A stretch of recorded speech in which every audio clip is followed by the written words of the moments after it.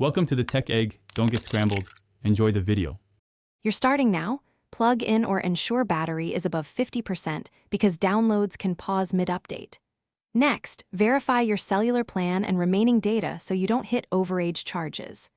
Open Settings, tap Cellular, then allow system services and iOS downloads over cellular. Make sure background app refresh is on. Once done, go to Settings General Software Update and tap Download. Doing these steps first prevents interruptions and data surprises as the update begins. After you tap Download, authenticate with Face ID, Touch ID, or passcode to start.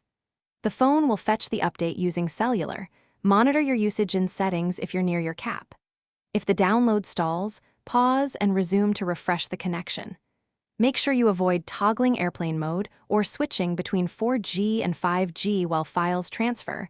That can corrupt the download. Keep the device awake or connected to power so the process completes without the system sleeping. Tap Install when the download finishes.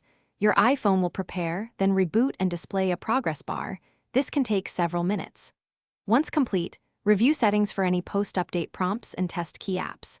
If the install fails, go to Settings General iPhone Storage, delete the incomplete update, and re-download over cellular or Wi-Fi.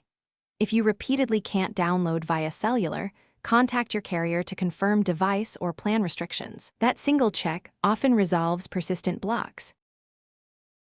Thanks for watching. Consider subscribing if I helped unscramble your problems.